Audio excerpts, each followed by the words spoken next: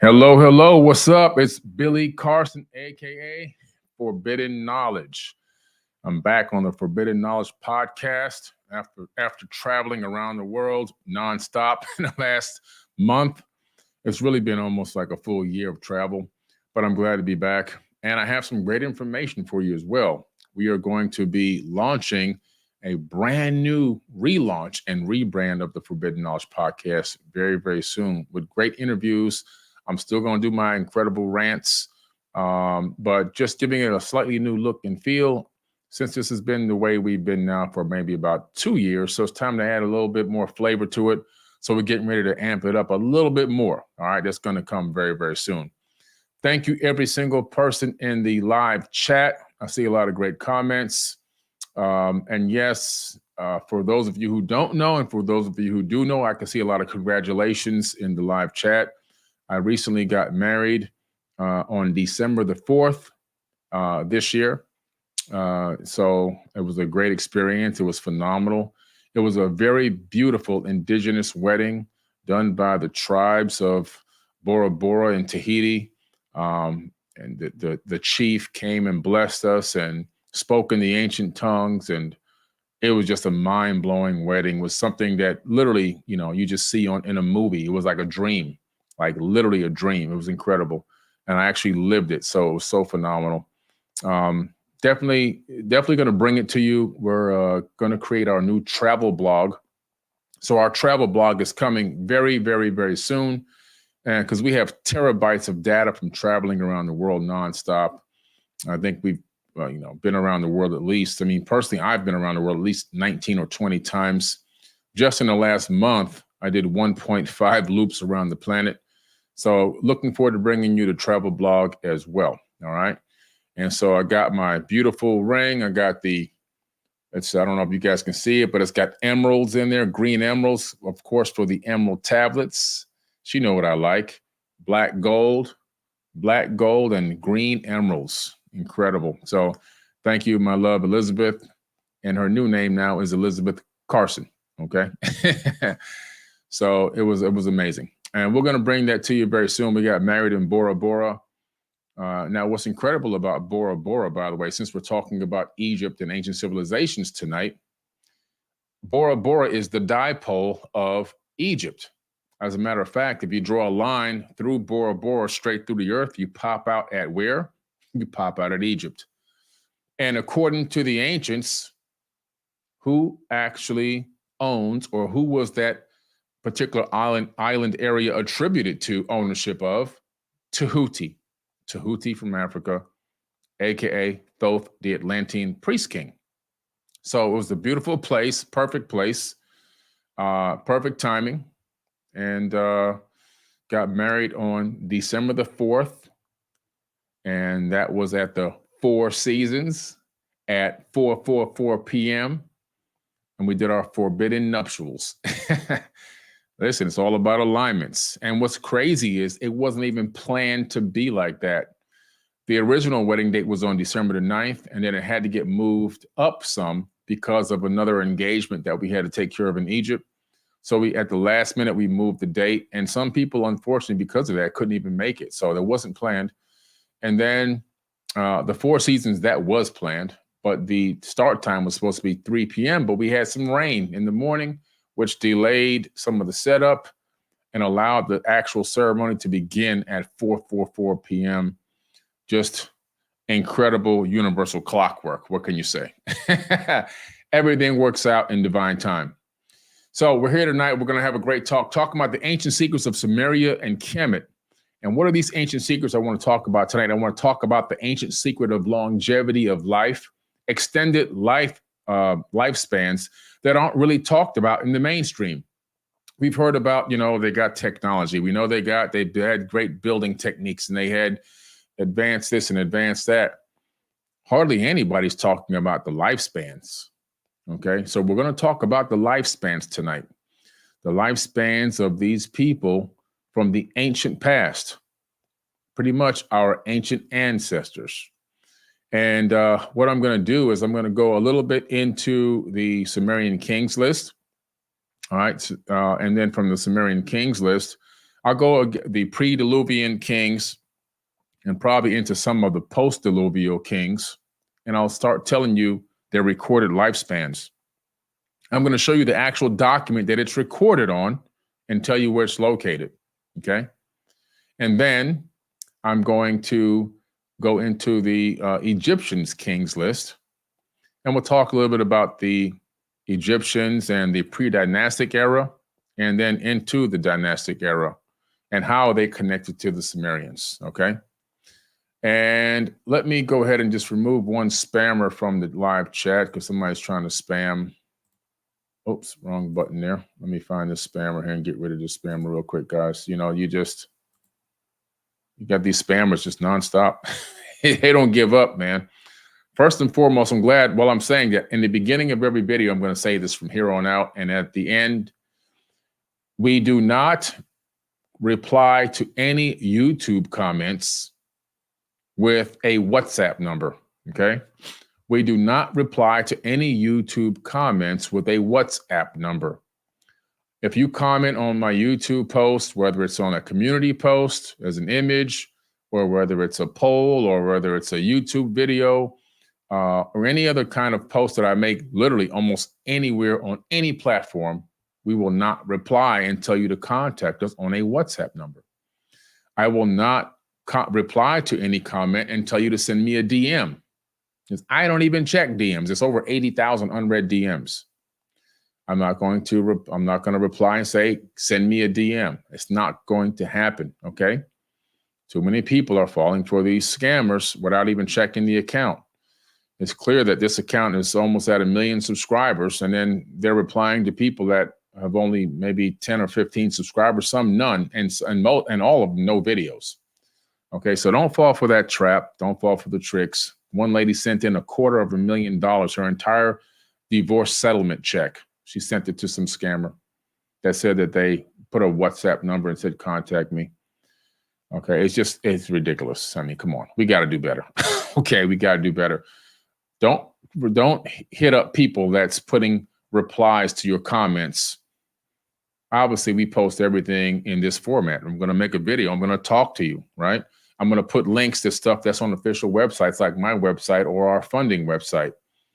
It's not going to be a crazy looking WhatsApp number made with different images to look like it's stitched together so that YouTube can't catch the spam or whatever it is that they're doing. All right. Anyway, that being said, I just want to let you know, do not reply. Do not reply, because I'm not going to reply to your comments with any kind of, I guess, direction for you to call me so I can talk to you. It's just not going to happen, okay? And if you think that's happening, you're delusional. All right, anyway, I got it out of the way. So let's get back into the talk tonight. Just had to get that spam out of there as well. Again, thank you for all the congratulations in the live chat. I appreciate it. Okay, so now what is the Sumerian Kings list? It's an incredible list of kings that ruled on planet Earth long ago. We're talking about very long ago. So when I see inside of actual university textbooks, and when I study classes online, like at Harvard, you find out that they want to tell you civilizations going back about 6,000 to 8,000 years.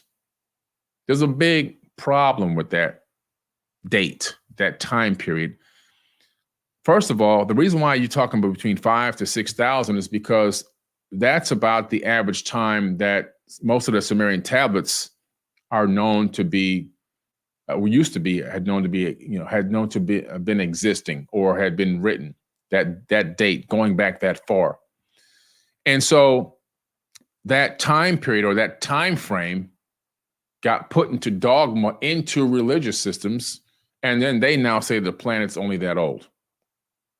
It's a farce and it's a joke, because we know we found things on this planet hundreds of thousands, tens of hundreds of thousands, and even millions of years old.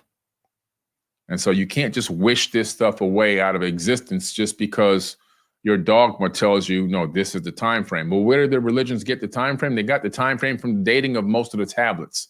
Now we know even tablets that go back further than that. So now what do they have to say? Well, they're not going to change their dogma, obviously. Okay. But the Sumerian Kings list is incredible because it records the names of these kings. It records how long each king ruled, and it records the city that they ruled from. Okay? It records the city that they actually ruled from. Think about that. So we're talking about a high level of information. We're talking about a real account. And then when we go back, we meaning archaeologists, to the names of these places in Mesopotamia, which is now modern day Middle East, Iraq, Iran, Tehran, and all these places, guess what we discover? We discover remnants of those ancient cities. They actually existed. We can see the remnant structures in the ground buried by sand, some sticking up above the sand, some underneath the sand, discovered through ground penetrating radar and LiDAR and everything else.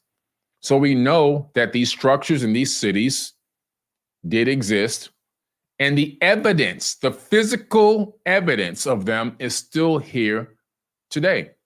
I'm talking about everything through Assyria, Akkadian, Babylonian, Persian, all of that, Turkey.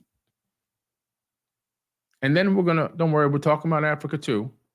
But I want to talk about the Sumerian Kings list because this is the most accurate list of kings in procession that exists with these extensive lifespans. The Egyptian kings list actually only picked up around the 3rd dynasty because a lot of the information had kind of been lost. We kind of got the names here and there. We kind of got the dates through estimates of star alignments and some other accounts. But the Sumerian Kings list, right down the line, okay? Right down the line. And what's incredible about this is you discover that they even let some women rule at some point. So some women even had kingship over the planet.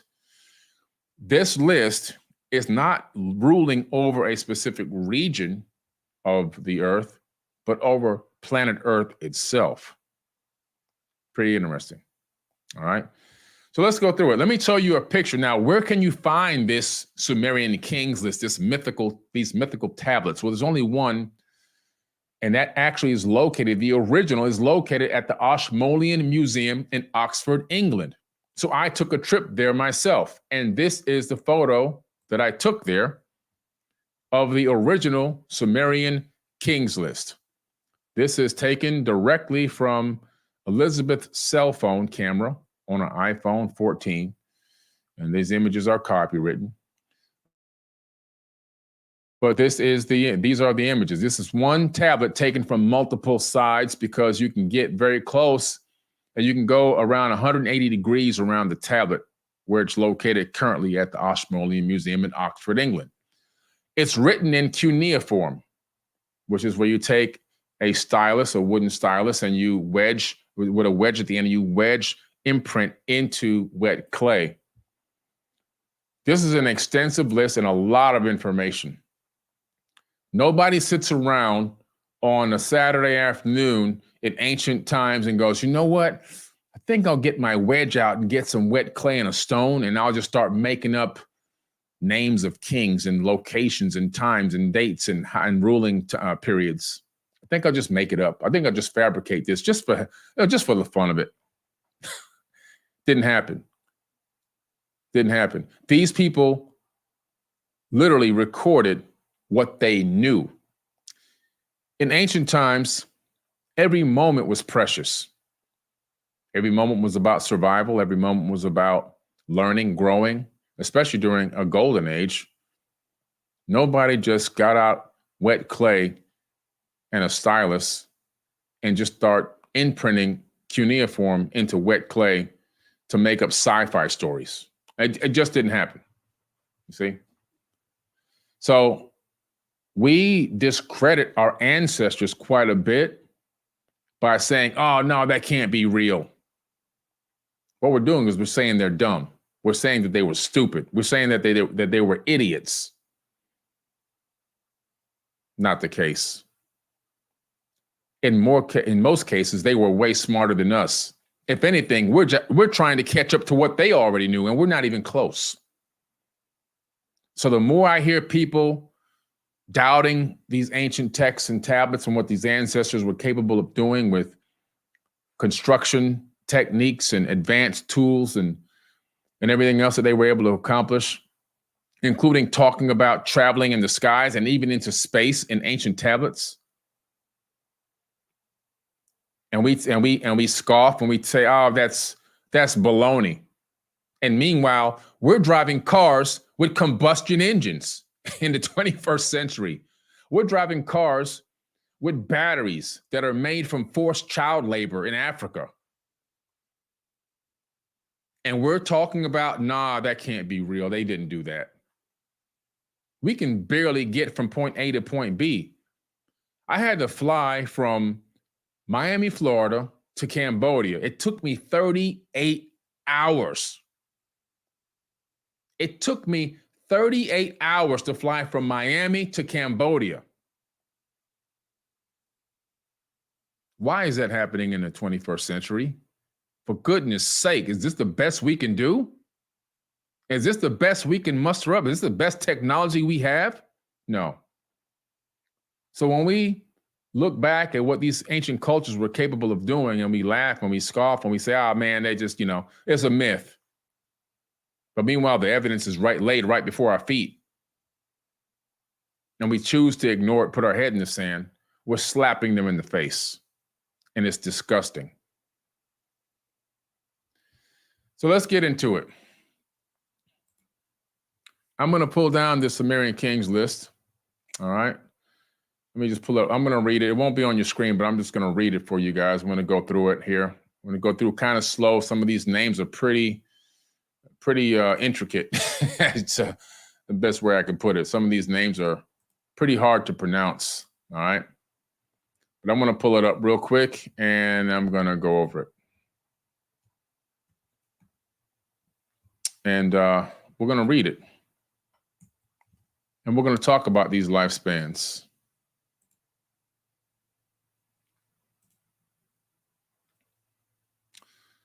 All right. The Sumerian Kings list translation. So what I'm going to start reading from here now is a translation of the actual tablet itself. All right. And let me pull this out and separate it from the other screen real quick. And then we're going to go into this. All right. Now, let me pull this up and overlay it here. All right, let me move this over to the right. Like I said, I'm going to go through it kind of slow. Somebody said my audio is lagging a little bit. I don't know. Who knows about these? We keep calling this stuff modern technology. It doesn't seem modern because every time every few weeks I get on, it's some kind of technological problem. Let me know in the chat about the lagging. Is it lagging or are we good? Somebody said it's lagging. Okay. So what I'm going to do is I'm going to mute it and I'm going to come back in. Hold on a second, guys. Let me see if I can do it this way because I want to be on point with this.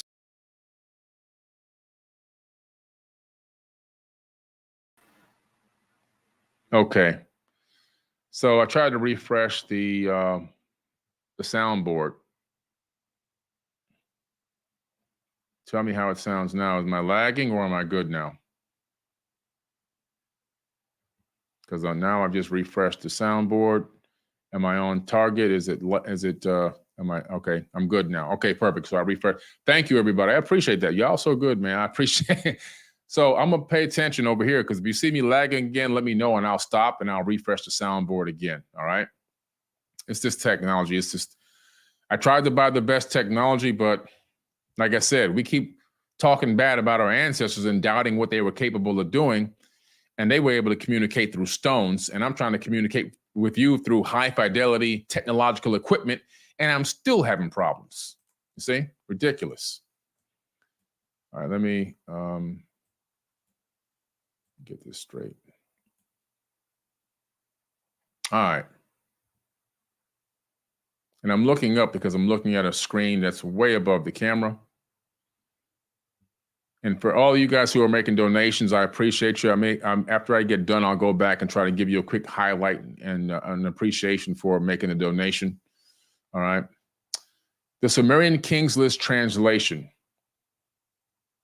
In the following translation, we're going to be going over the Sumerian Kings list located in the Ashmolean Museum in Oxford, England.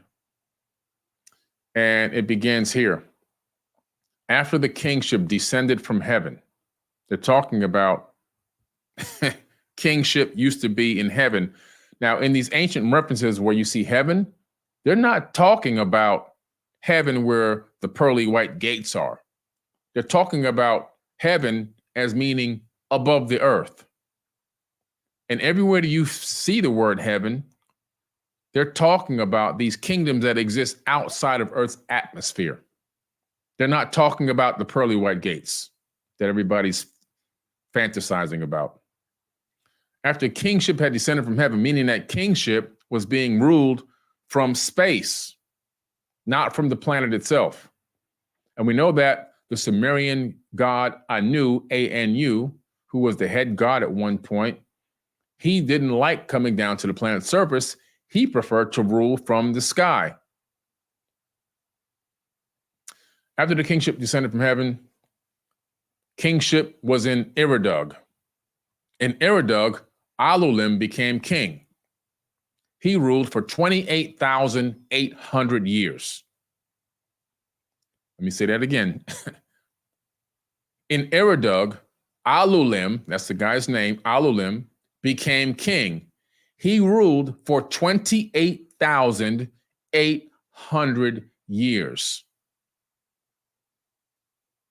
Think about that. They record these years in shars. A shar is 3,600 years. His total amount of years combined, according to these people, was 28,800. One man. That's just the time he ruled. How about how long did he actually live?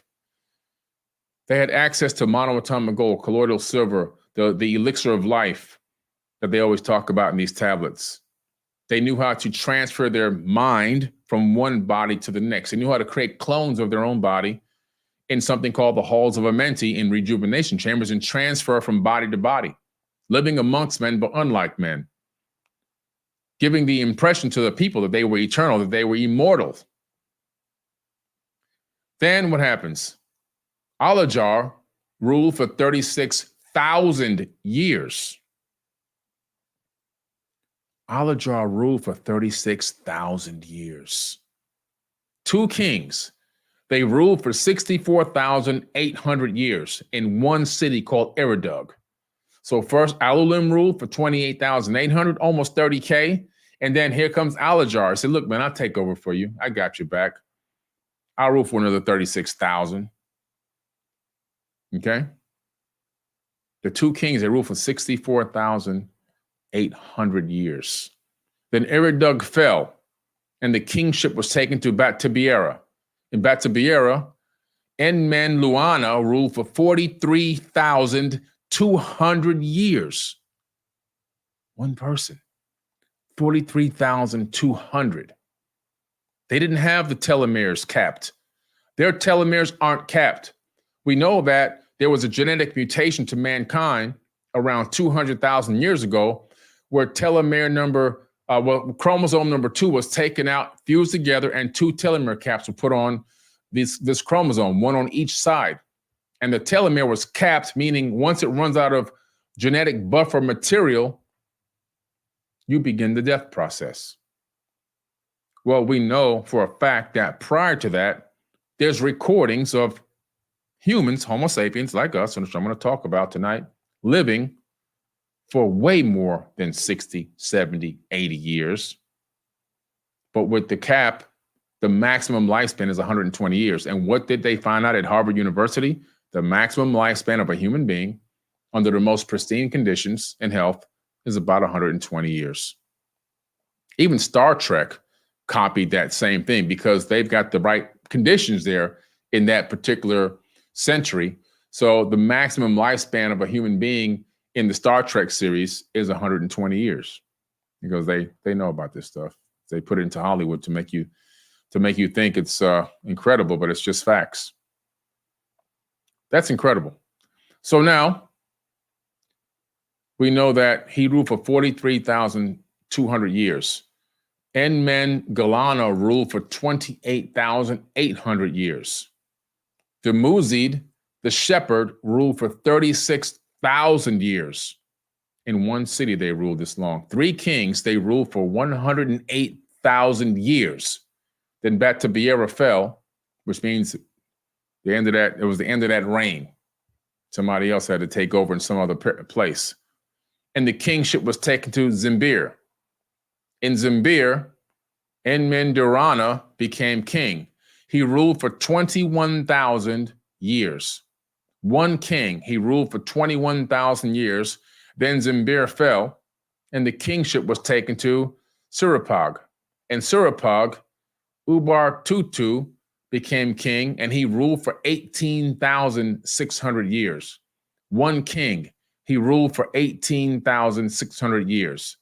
In 5 cities, 8 kings ruled for 241,200 years.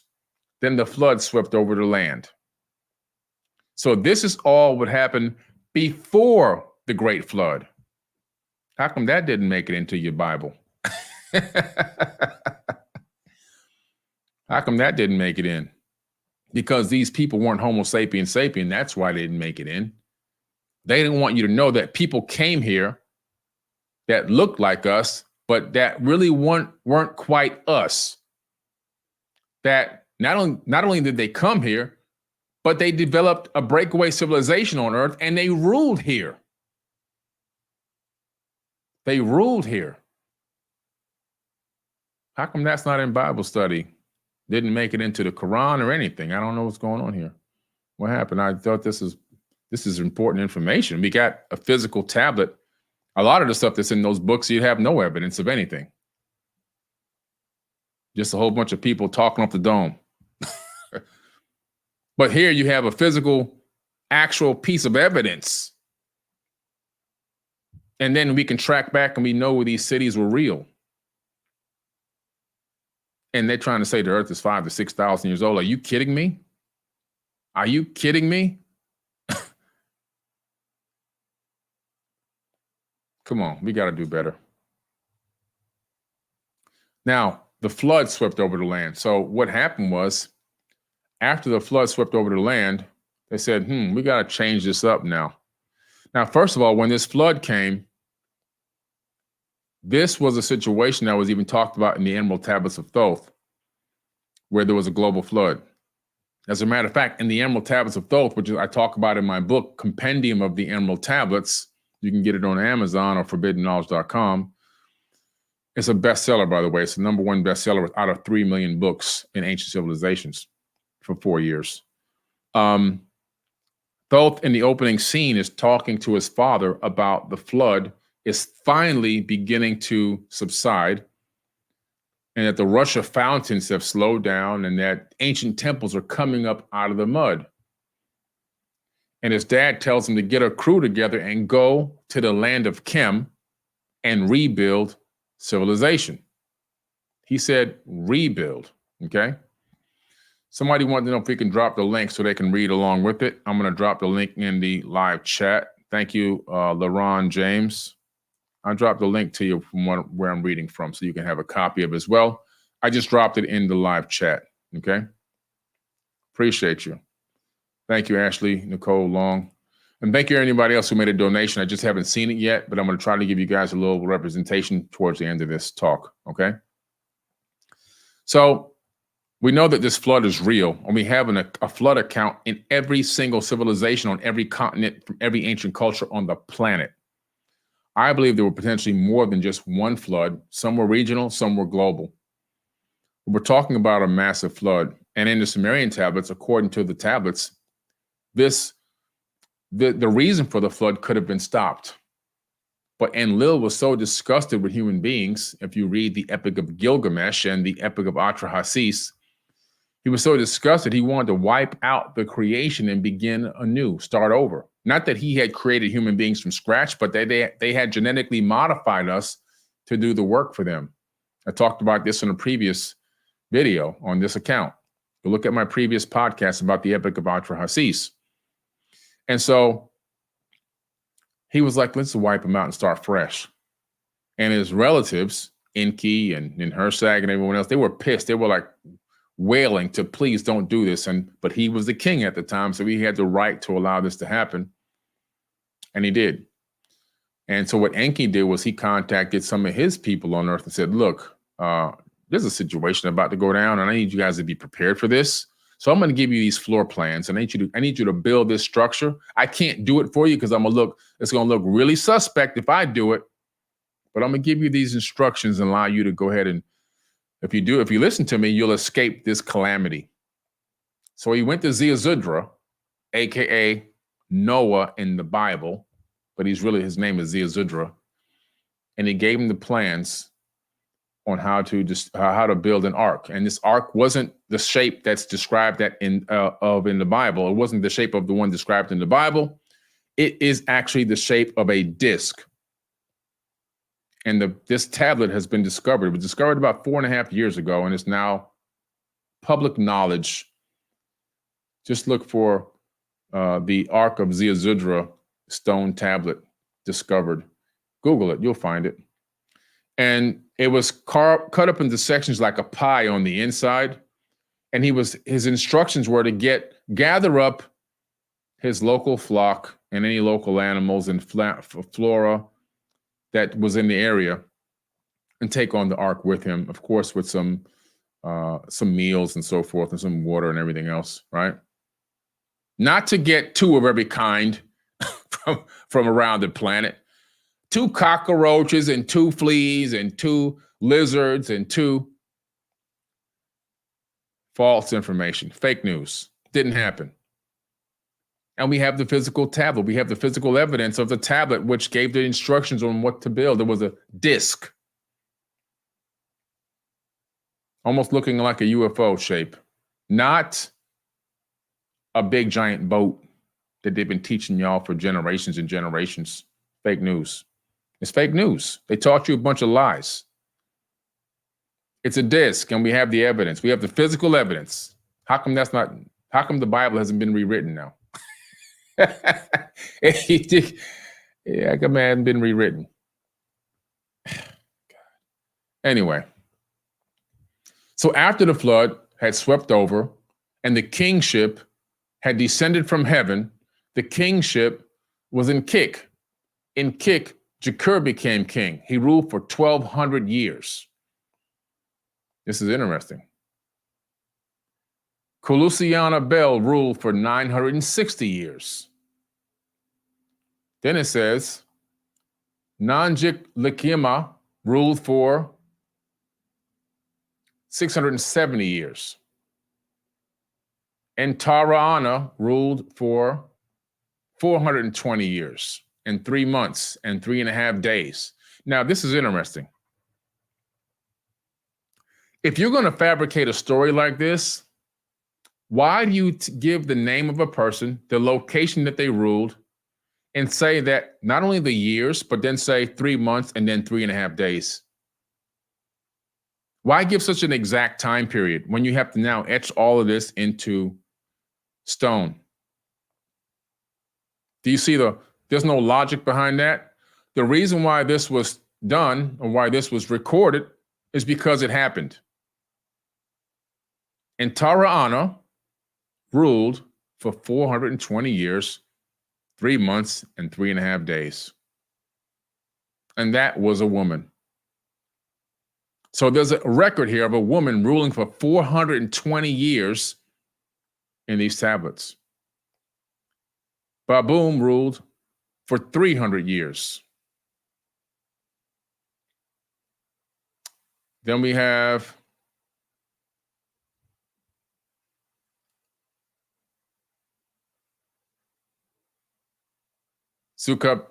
Zukakip ruled for 900. And you got all these, broken pieces of this tablet, so some of that you can't read. And then you have Atab, who ruled for 600 years. Makta, the son of Atab, ruled for 840 years. Aruim, the son of Makata, ruled for 720 years. Etana the shepherd, who ascended to heaven and consolidated all the foreign countries, became king, and he ruled for 1,500 years. Listen to this again. This is very important. Etana, the shepherd, who ascended to heaven. He went up from the ground into the sky, not to the pearly gates heaven, into space. And what did he do? He consolidated all, not some, not a few. He consolidated all of the foreign countries. He made one giant kingdom and became king and ruled for 1,500 years. How come this is not being taught everywhere? When we have the physical evidence that you could put your hand on, you can touch it, you can taste it, you can smell it, you can see it. We know that it's real. We know that these cities are real. Why isn't this being taught anywhere?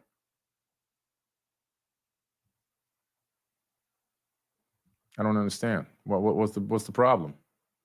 What's the problem? Because it breaks down dogma.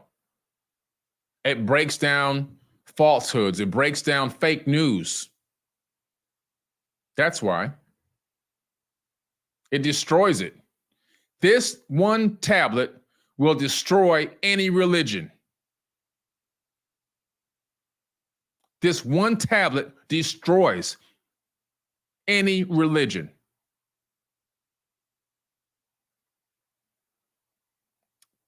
I mean, I can go on and on and on. This thing is crazy. Look at this. Bali, the son of Etana, ruled for 400 years. These people understood the longevity of life.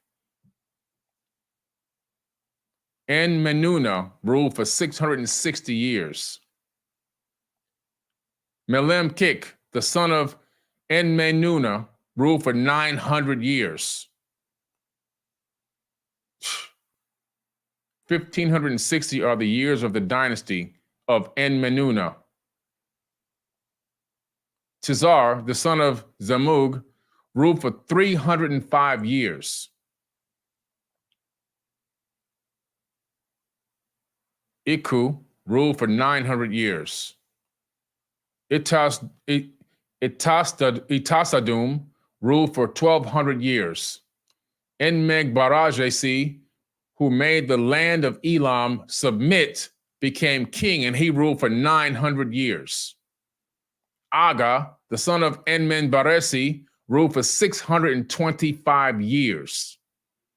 1,525 are the years of the dynasty of Enmeg-Barasi. 23 kings, they ruled for 24,510 years, 3 months, and 3.5 days. Then Kik was defeated, and the kingship was taken to Eana. Do you see the detail in this? Do you see how intricate this is? How much effort had been put into this information?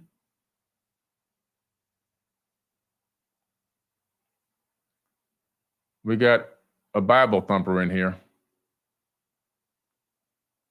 Chuck says, Guy, this is not true. He has no standard of truth. Jesus is the truth. The Bible has more evidence than what he's saying. Chuck, you need to do a lot of research, Chuck. You know why? Because the Bible is copied from all the ancient tablets that I've studied.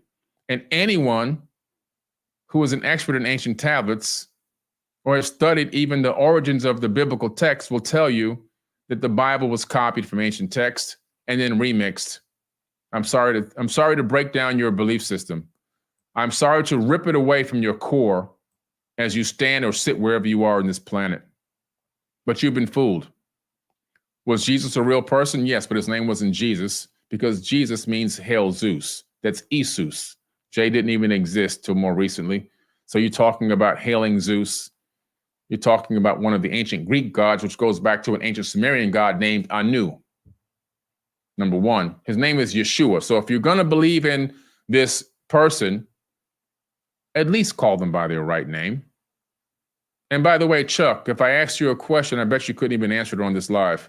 You love him so much. What was his brother's name? Where did he travel from the age of 12 to 32? Where was he when he wasn't in the biblical text? Where did he go? People claim to love this man so much. And I think he was a great person, personally. I think his teachings were incredible. I think what he learned when he learned the Egyptian mysteries was also incredible. And what he tried to teach people was that we are gods walking in the flesh and the power of the creator is inside of us, by the way. But people claim to love, quote unquote, Jesus so much, but they know nothing about him. They can't give you any details. They know nothing. They haven't done any research on the ancient text. They haven't translated the English version of the biblical text back into Aramaic. They haven't read Hebrew. And those of you who watched my book study workshop saw me with Hebrew, Aramaic, cuneiform. And of course, I've gone through all of these tablets. And in the compendium of the Emerald Tablets, I give you the biblical verses versus the ancient text verses. And you see that the Bible just copied information from the old tablets and text, scriptures, papyruses, and cylinder scrolls from around the world, and then remixed it, put their own little touch on it so they can improve slavery and dogma and killing and everything else. All right. But that's many podcasts I've done on that. So I'm sorry, Chuck, to rip away your belief system. It's hurting you at your core that what you've been following has been based on ancient texts and tablets from around the world with a man, I do mean a man's touch put on it to manipulate and control the masses. You should watch my podcast, Could the God of the Bible Be Satan? It's one of my biggest podcasts on this platform. Could the God of the Bible be Satan? I think so. Because I do believe in God, but not the God that's in that book. That guy in that book is evil. And matter of fact, he says he's evil because he says, I create the good and I create the evil. Doeth I, saith the Lord. That's in Isaiah. Anyway, let's get back to what we're talking about. Come on, nobody can challenge me on this because I know more than Christians. Anyway, let's do this. So this text is really incredible because it's so ancient. And this version of the Sumerian tablets, of this Kings list, the Sumerian Kings list in this tablet, is copied from even an older tablet. And that previous one was copied from even an older tablet. And that one was copied from even an older tablet. So we're looking at a copy of text that goes back, who knows how many hundreds of thousands of years. You're looking at some of the oldest account in the world of people who came from another place, not from Earth, and created a breakaway civilization, and then began to rule over this planet. It comes down to a point where they begin to give kingship over to humans. Okay? It comes to a point post-diluvial, after the flood, where they say, okay, there's a lot of people on this planet now. And now we're going to begin to have a liaison between us and the human race. So we're going to have a person that's a go-between. And that go-between is a person that's going to be half human and half Anunnaki. In this case, these Anunnaki beings created an Atlantean civilization. So it'll be a demigod, half human, half Anunnaki. And so the original pharaohs or kings, they were the liaisons between these gods who wanted to see their will imposed on the land and the masses.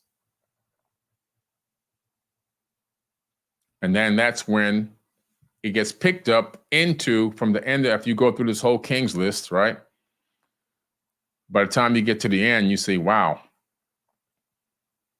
the lifespans are really dropping, or the kingship years are really dropping. And by the time it gets to the end, they begin to live shorter lifespans. So now I'm going to go and pull up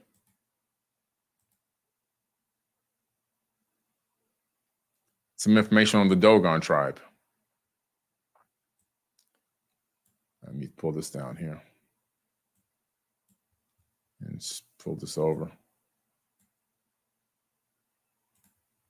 All right.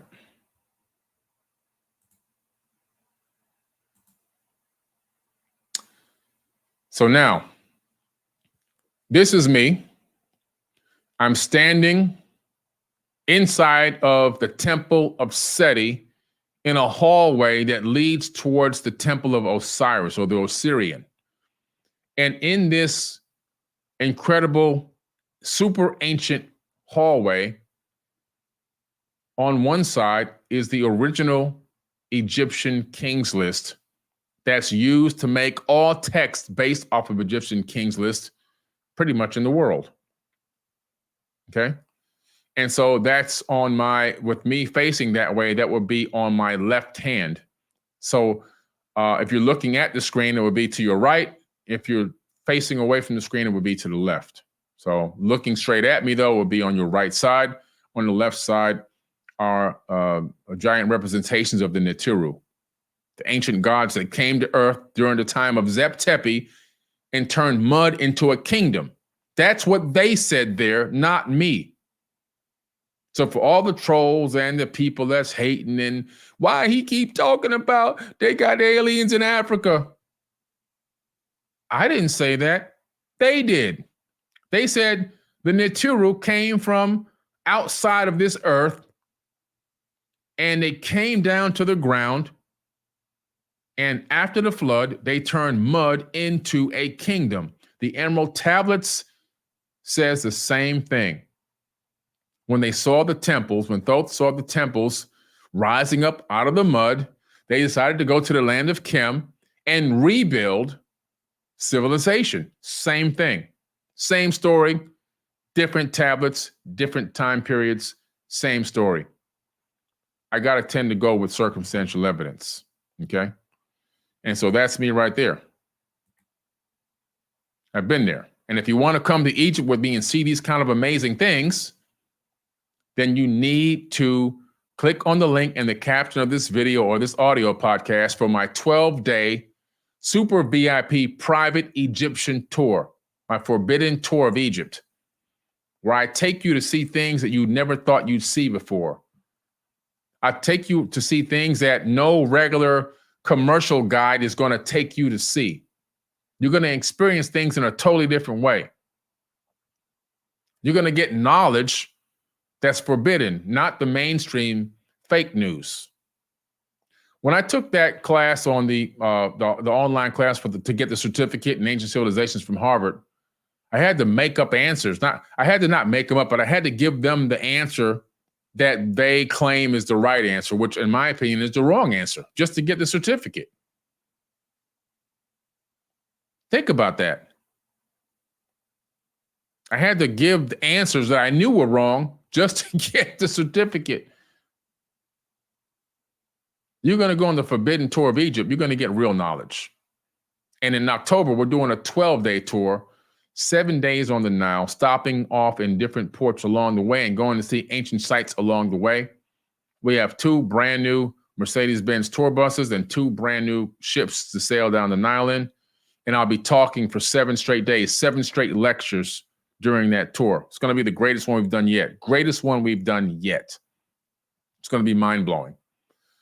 And so that's one you don't want to miss. The link is in the caption of this video if you want to be part of the Forbidden Tour of Egypt. And also, you can go to forbiddenknowledge.com. If you can't see the link, I'll try to see if I can find it on here real quick and drop it in the live chat for you so that you guys can upcoming tours and register. I'm also doing a Forbidden Tour of Turkey as well. So I'll be taking some people to Turkey on a super VIP Forbidden Tour. And we just got back from Cambodia on a mind-blowing tour of Cambodia. We hiked about 50 miles in the jungles of Cambodia. And what a life-changing experience that was to go to all those ancient temples, Angkor Wat, Tao Pram, Angkor Thom, and all these other places. So it was mind-blowing. So I dropped a link in the live chat there if you want to find out more about going on the Forbidden Tour of Egypt. All right. They said there's a little bit of is there an audio lag or am I still on point here? How's my audio going? Okay, lag. Okay, give me.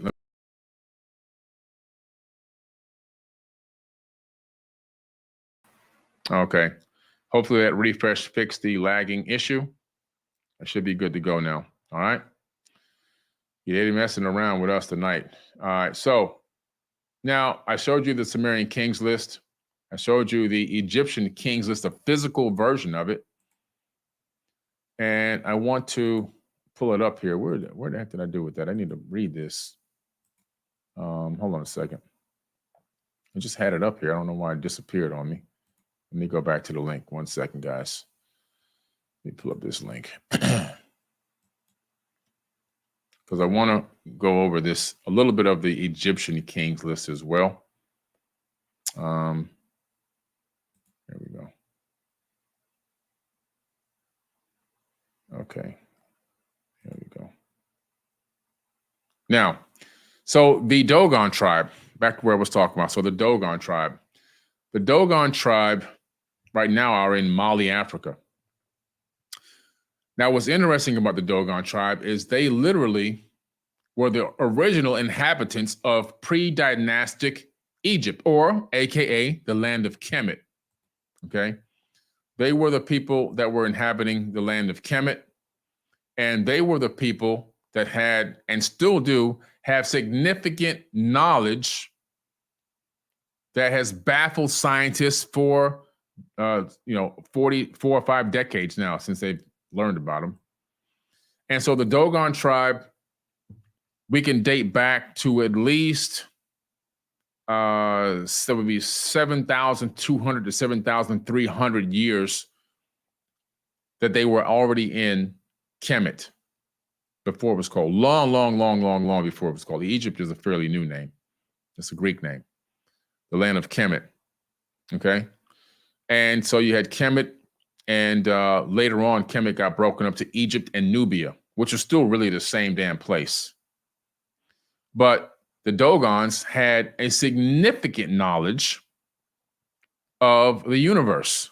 And scientists were baffled because some of the knowledge that the Dogon tribe had, modern science hadn't even acquired yet. It took them even some time to figure out or find some of the stuff that they were talking about. They knew about a trinary star system located in Sirius. 3 stars orbiting each other. They knew that one of the stars, Sirius B, had literally lived its full lifespan and ran out of fuel. Some stars, when they run out of fuel, they'll actually explode, okay, and turn into a supernova. It depends on how much mass the star has. Some stars aren't big enough to go supernova, like our star, the star we have that we orbit. And yes, we orbit a star. We don't orbit the moon like these new, I don't know. Anyway, it's another podcast. So we're orbiting our star. Our sun itself is lived half of its lifespan. Our sun is only got about 5 billion years left to live. Now that sounds like a long time because humans only live for about 80 years. 85, 90 if you're lucky on average. That's like a really good life, right? But 5 billion years is the blink of an eye on geological timescales. literally blink of an eye. In 5 billion years, our sun is not going to go supernova. It's going to expand into a red giant. As the nuclear fusion begins to deplete and the heavier elements begin to deplete, it's going to expand it's going to begin to lose its gravitational force of locking it down, and it's going to begin to expand. And as it expands into a red giant, it's going to increase its size, maybe even 2/3 of what it is now. And it's going to swallow the inner solar system, completely swallow it and disintegrate the planets. Mercury, Venus, Earth, Mars, Ceres, Ceres, Ceres, that's the fourth planet from the sun that nobody talks about, is all going to be incinerated. This is why creating a breakaway civilization and leaving your star to go somewhere else and create a breakaway civilization is the norm for any advanced race of people. It's normal. It's not something special. People coming here from another star, oh man, why would they do that? How could they? It's normal. We're the ones that's behind. At any point, at any given day, in any given moment, this planet can be destroyed, either whole or in part. In whole, via a geological disaster. By what? By things that we can't control, like comets and asteroids. Like we have Apophis coming back in about around 2036. We got all these other major potential calamities between comets and asteroids that are going to scrape by the planet. Then you have 30,000 nuclear bombs pointed at ourselves while we're still on the planet. They're not here to protect us from outside threats. They're here to kill ourselves while we're sitting on top of the planet itself with no escape pods. So it only makes sense to get off world and create a breakaway civilization, which is exactly what happened here. And we have the evidence in writing carved and etched into stone all over this planet, etched into stone, saying that's exactly what happened. The Dogon tribe, what did they say? You want to have pride in your ancestors? You want to feel good about your ancestors? Well, don't spit in their face then when they tell you that the Nomo came from another star named Sirius B and brought them advanced knowledge of the universe. They came from space to this planet and sat with these people and taught them about star systems, planetary alignments. They taught them about every single planet in our solar system, the shape, the size, the color, the orbital periods, the equatorial periods, everything going on within our solar system and beyond. They had this advanced knowledge and still have it till this very day. They have this special ritual called the Ziggy, where they put these masks on and they do these alignment rituals only when specific stars and planets are aligned in space. And they do this with no telescope. And they know about these orbital periods of trinary star systems with no telescope.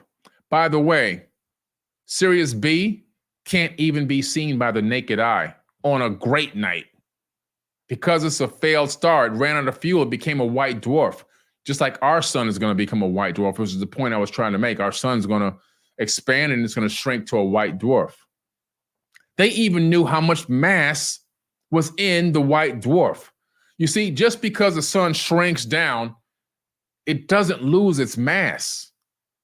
What happens is the mass is compressed and condensed so that one spoonful, if you were able to take a spoon and take a spoonful of the mass of a white dwarf, every human being on the planet together couldn't lift it. The Dogon tribe know this. They've made that exact statement. So they understand astrophysics on a level that we had to discover much, much, much later than them. But they knew this 7,000 years ago. What's interesting is when they got to Kemet, It was on the rebuilding phase, meaning prior to the Dogon tribe, prior to the Great Flood, there was an advanced civilization there as well. Matter of fact, that entire region, forget that, the entire planet was an advanced civilization. Far more advanced than we have right now. We're not even close to tapping into what they had. We haven't even scratched the surface of what they had, what they were capable of doing. Even with the suppressed technologies, even those aren't scratching the surface of the total power and capabilities of these ancient cultures. So when you hear the information and the knowledge of the Dogon tribe, please don't spit in their face and say they were just making this stuff up and they don't, and think you know more than them. And most people can't even do their multiplication tables past 100. You think you know more than these people. Come on, get out of here. Come on. They had the knowledge, and they still have the knowledge. They are a rare part of the civilization. I'm going to take a break on this because the Dogon tribe never had a military, police, or a jail system because they had zero crime. They would have disagreements, and then an elder would negotiate the terms of an agreement between the two sides, and that was the end of it. And here we got militaries, we got an Air Force, we got an Army, we got Marines, we got submarines and ballistic missiles, intercontinental ballistic missiles, and nuclear warheads, and we got jails and prisons and all that, and we calling ourselves civilized. These people lived in a place during a golden era, a golden age, with no military, no police, no jails, and knew more about astrophysics than we knew. Living in total peace and harmony. And we say we're smart because we can memorize our timetables and we can do a little bit of calculus and a little bit of algebra, and we don't know nothing. We're still launching chemical propelled rockets into space. We know nothing. So don't spit in your ancestors' faces by thinking you know more than them, because you don't, and neither do I. And so we know that, unfortunately, because of how peaceful they were, another race came in from the area and was like, you know what, man, these people are just relaxing in this golden age. They just chilling. They ain't got no worries in the world. They focusing on arts and crafts and knowledge and philosophy. We'll just take them over. So they got pushed out and went out into Mali, Africa, where they are right now, in Mali. Egypt, or Kemet, whatever you want to call it, has been overthrown 7 times. Another thing that's, before I continue to go into this Egyptian kings list, another thing that people get inaccurate or wrong is thinking that Egypt was all one race for the whole time. That's a falsehood. That's fake news. It's fake news. See, one thing about me, I'm going to tell you like it is. I'm not going to sugarcoat things and make you feel good inside. I'm going to tell you the truth. Truth that you can look up, because I always have the receipts. Egypt was overthrown 7 times by 7 different groups of people, multiple races. This is why when you go to the Cairo Museum, which I'll take you there if you come with me, when you go to the Egyptian Museum of Civilization, which I'll take you there if you come with me, you'll see bodies in there. You'll see the mummies in there. You'll see black mummies with dreadlocks and elongated skulls, by the way. You'll see black mummies with blonde hair.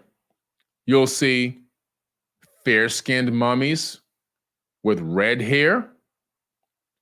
You'll see mummies that resemble people of Persian, the Greek. You'll see even some that look Asian. So why is this? Egypt was a multicultural location in Africa. Even the last ruler was Alexander the Great. He became a pharaoh there. You know he wasn't black. We gotta tell the facts. We gotta give the facts. If you're a person that's believing that Egypt was black from the day it started until the day that I guess it fell and the Arabs moved in, that you're being delusional. You don't know what you haven't studied history enough. I'm not coming down on you. I'm just saying we got to stop spreading false information. And sometimes I'll post something on my Anunnaki account and the pharaoh may not be black. It may be fair skinned, like Ramses II. Oh man, that's a fake mummy. No, that's not a fake mummy. Dude, that's the real person. We got DNA. King Tut, he was my color, my skin complexion. King Tut's father was Pharaoh Akhenaten, who was a little bit lighter than my complexion, but had a very strange head and a very strange body. And so did his wife, which was King Tut's stepmother, not his real mother. But King Tut's grandmother and grandfather, King Tutmos III and Queen Taye. Queen Taye had a big giant afro. The bust of Queen Taye is sitting right there in the Cairo Museum. But then you go down a little further, go up another couple of dynastic eras, and you're going to find out the people look different. It's just a fact. It's a fact of life. We got to stop running from it. We got to start promoting the fake news. Yes, there were black people in Egypt. Over time, it changed up from race to race to race. It just is what it is. As Egypt was, like I said, overthrown 7 times in history. Do some research. And the reasons why the noses are broken off and the ears are off is not because people didn't want people to know that black people were in Egypt. That's another big lie that's been out there for a very long time, going viral and floating around nonstop. When you come to Egypt with me, you learn the truth. That the statues and carvings there that date back 5,000, 6,000, 7,000, some even further back than that, years, thousands of years, before anybody of any other culture or skin tone came there, they're already off. Not all of them, but a lot of them. Then there's 2 reasons. The first reason is the most delicate part of these statues is the nose and the ears. They're the first to erode. They're the first to break when it falls. They're the first to go when they take them down and bury them or whatever happens. That's the reason number 1. The second reason is the Coptic Christians. Christianity existed long before Jesus was even born. The Coptics said, you know what? They kind of followed under Akhenaten's monotheistic ideas and began this whole new Coptic Christian thing. Akhenaten, the reason why he was kicked out of Egypt was because he started saying there's only one God and we're going to follow God. So he was worshiping Amun-Ra, but the people were like, okay, well, that's the only one then. So then it turned into the God of heaven and it turned into the Father God and the Lord. And the Coptics took that and ran with it over time. And then it was like, we have to deface all the other gods because Akhenaten said there'll be no other God but him. So let's begin to erase this. And so the people of Egypt, they were getting pissed off at Akhenaten because he was having people go around chipping away the faces. He was. That's King Tut's dad. King Tut's dad, who was a black pharaoh, ordered this. Then the Coptics carried on. Everywhere where they would hide out from the Romans, they would hide in these ancient temples and places, and they would just, while they were in there, they just start chipping away because it was an insult to them. It was demonic. So they start chipping away all the faces of all these Egyptian gods. And then the Natiru, or AKA the Anunnaki, they would start chipping away all the faces. Anytime they came across a statue, chip it away. It was the ultimate, it was considered the ultimate insult. And that's how all these faces and noses got chipped away. You come to Egypt with me, you get the real knowledge. Now, I can sugarcoat it, and I can keep the lie going, and I can try to make a certain group of people feel real good about it, and yeah, you know, and but that's not what happened. It's just not what happened. It's just not what happened. And we have the evidence in writing. We have receipts. So it wasn't, you know, it wasn't what you think. All right. So we kind of get broken up. The first dynastic, you know, the Dogon were pre-dynastic. Then we go into the dynastic era, and it's kind of really kind of lost. There's not a lot of information about the first dynasty, the second dynasty of Egypt. The first two dynasties are kind of really, it's really tough to put it together, you know? And what we do know, though, is here's something interesting. Human sacrifice was practiced at the funerary rituals that were associated with the pharaohs. So why in the world would you be an advanced civilization that has high technology, that knows how to build pyramids and use them for multiple purposes, basically creating stone functioning machines, obelisks that are made of magnetized crystal granite that can send information back and forth, that can communicate, electricity for gold plating and other things, other uses, because we have the gold plated items. So we know they use electric gold plating. So that means they had electricity thousands of years ago. We know they had light bulbs and all of this. And so now with all this high knowledge and all this, you know, intellect, you begin to do now human sacrifices. Something's wrong here with this picture.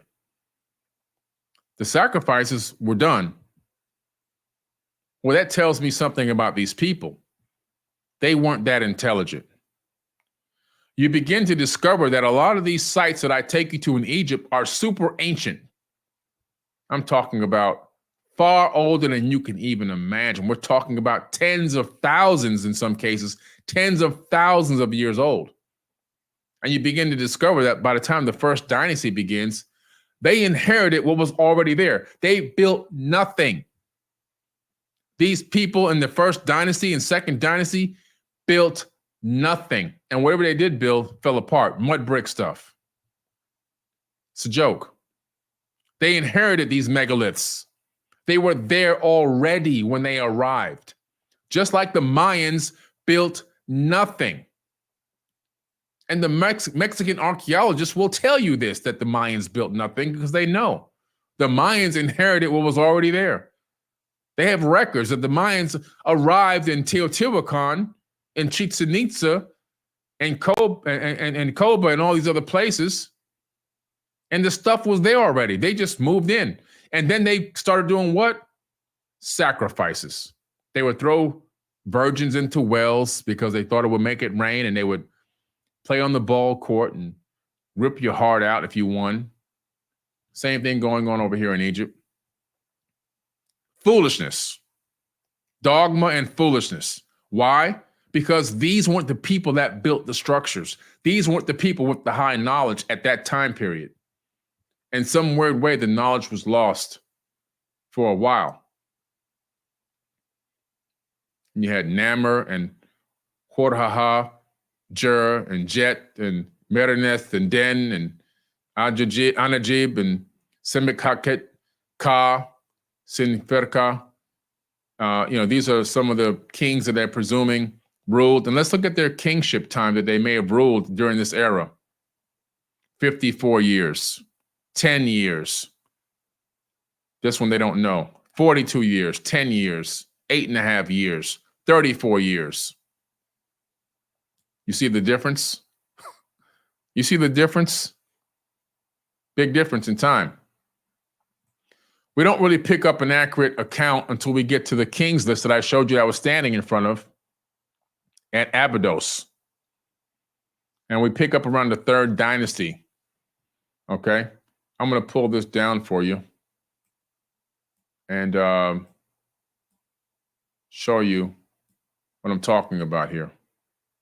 Let me share my screen for a second. You're not going to get this knowledge on nobody else's podcast. And then I'm not the most organized. I'm not the most technologically advanced laid out. But you're going to get the damn information. I tell you that. You're going to get some stuff that's going to have your head spinning and make you think for a minute. And the reason why it's going to make you think and have your head spinning, because you know I got the information to back it up. This is not I'm not on one of these off the dome videos. There's a lot of those out there, or people who are just reading straight from the mainstream report. I'm giving you on-site knowledge, backed up by texts and tablets and recordings and hieroglyphs, verbal histories. You see? There's a difference there. Let me share this screen. You got it. So we're going into the 3rd dynasty. So you can see the old kingdom picks up around 2649 to 2150 BC. Okay? That's BC. If you don't know, that means before Christ. Now they're starting to use BCE, which means before current era. So if you want to go before Christ, add another 2000 onto this number to get a real time period. Okay? So you're talking about 4,649 years ago, roughly. All right. And you can see we got the names of some of these kings from the Old Kingdom in the 3rd dynasty.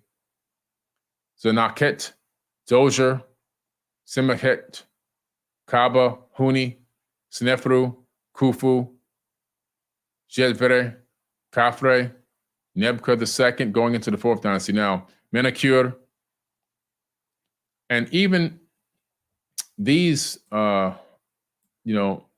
these people here in the 4th dynasty, in my opinion, they inherited some of the pyramids that were already here and put their name on them.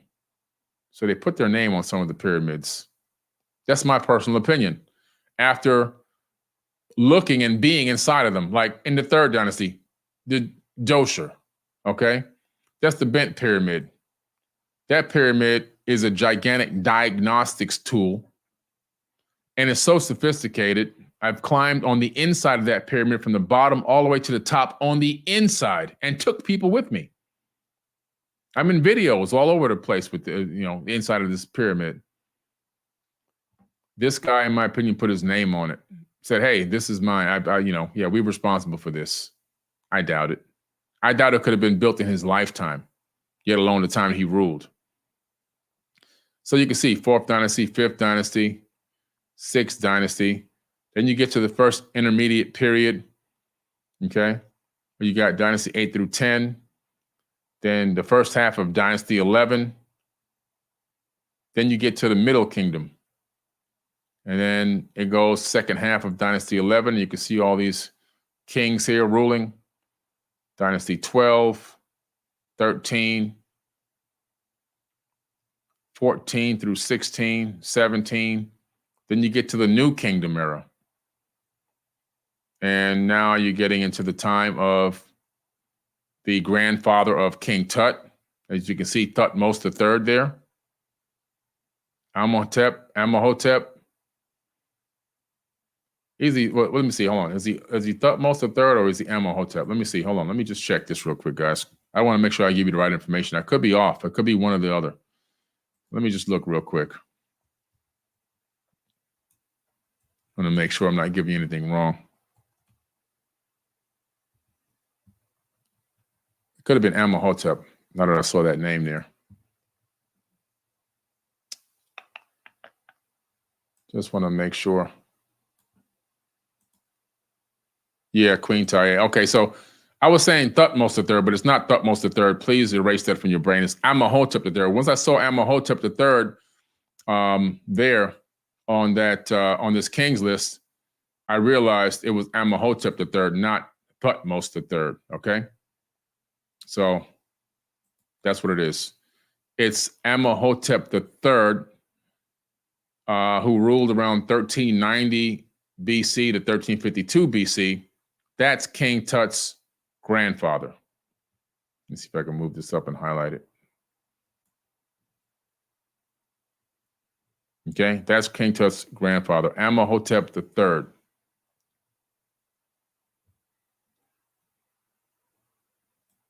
So he's all the way, King Tut is all the way up into the 18th dynasty. Well, his bloodline kind of becomes recognizable, I should say, around then, because some famous things happen with Amenhotep III and Queen Taye, and then leading into eventually, obviously, what happened with him and his demise. But all these kings here, what you can see on the right-hand side, their ruling periods, they're not that long. Very short periods in kingship, extremely short.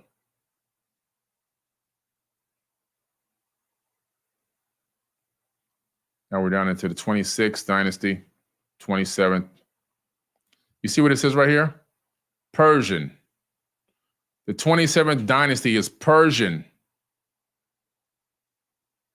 The 26th dynasty is Scythe. The 25th dynasty is Nubian. So in the 25th dynasty, the Black Kings returned. Okay? They returned in the 25th dynasty.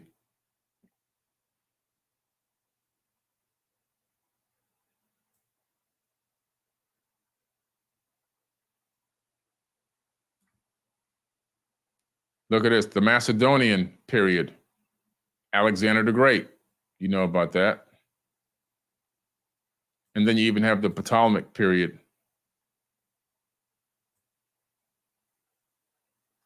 So when I tell you that multiple people ruled over Egypt, I'm not making it up. I know what I'm talking about. Let me unshare my screen now.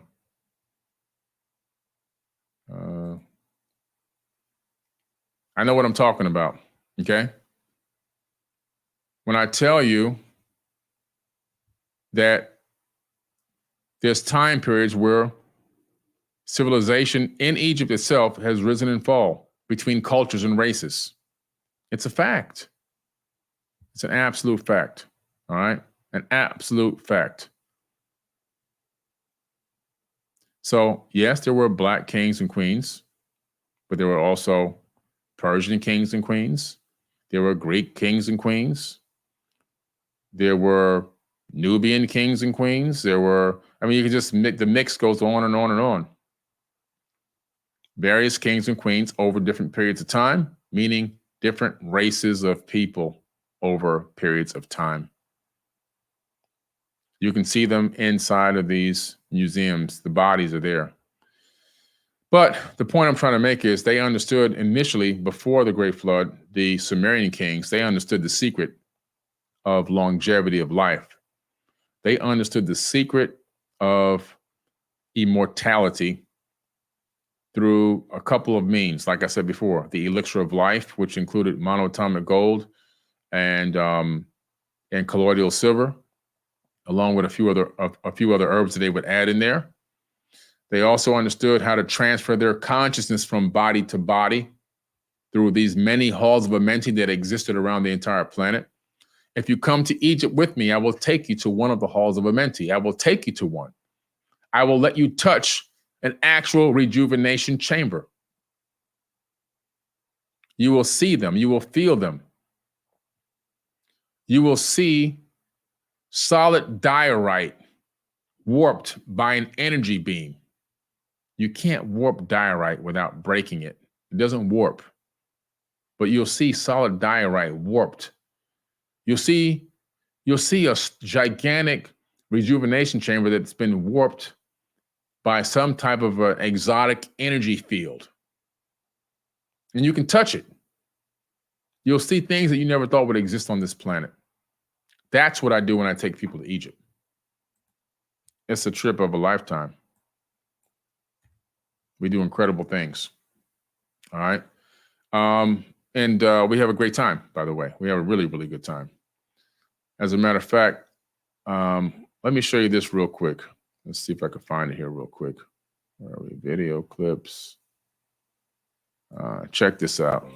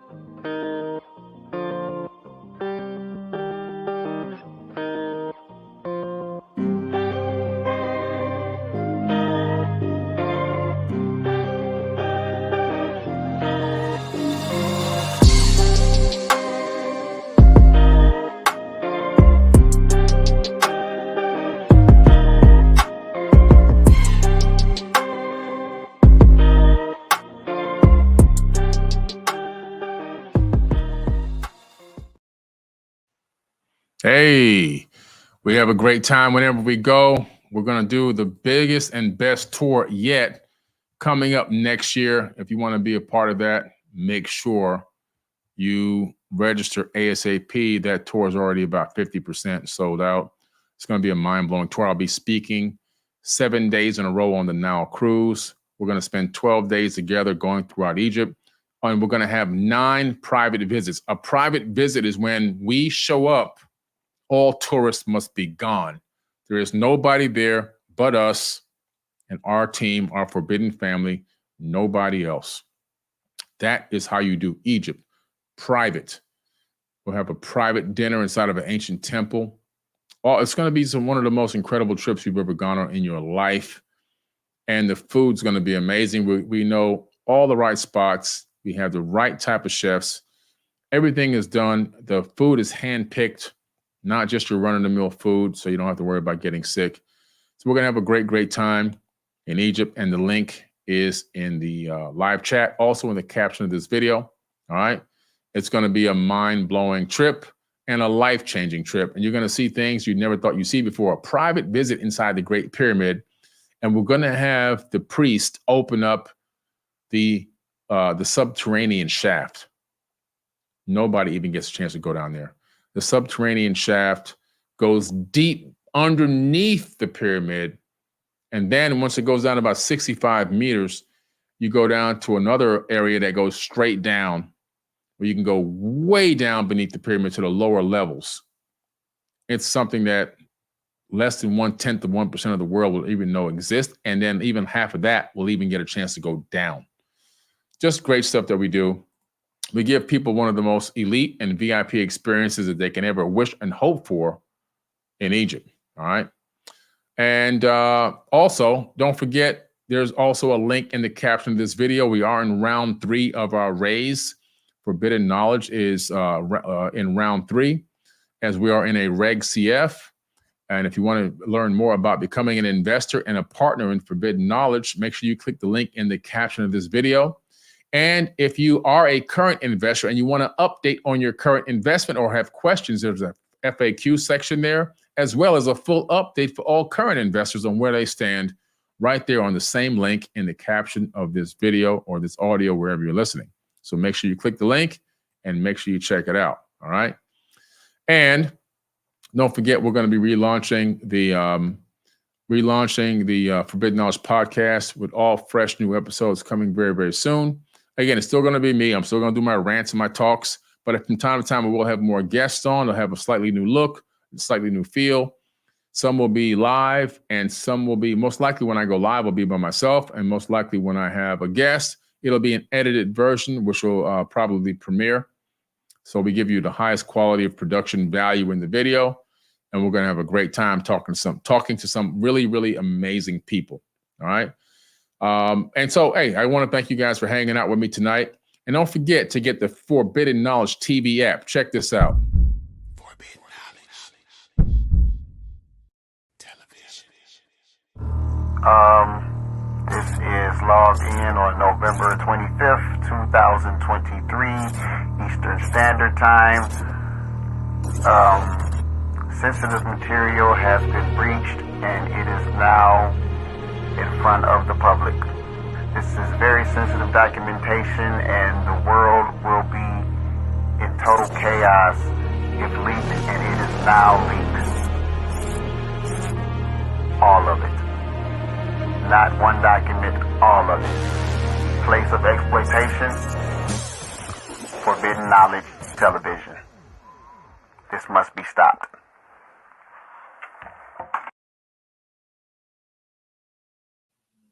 All right, guys, make sure you get the free Forbidden Knowledge TV app on your app store. That's iOS App Store for Apple devices, Google Play for Android devices, Roku, Apple TV, Samsung TVs, and of course the web 4bk.tv. And also don't forget about the Amazon Fire TV as well.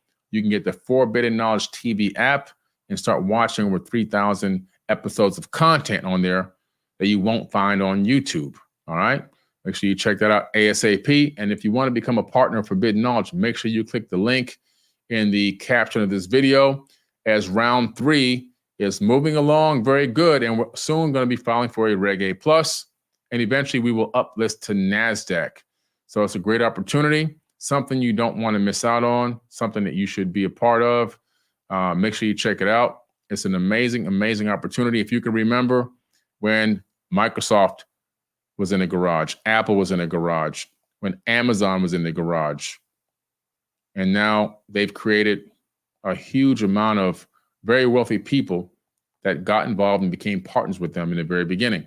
Well, we're beyond the garage state. You can go to the link in the caption of this video, and you can actually download and check out our financials. It's all there. It's all publicly available. Check it out, research it, check it out, and see if you would like to become a partner with Forbidden Knowledge by getting shares of Forbidden Knowledge today. And with that being said, y'all, I'm going to sign off now, but I'll be back. And I have a couple of new podcast episodes coming up very, very soon. And I'll leave you with this.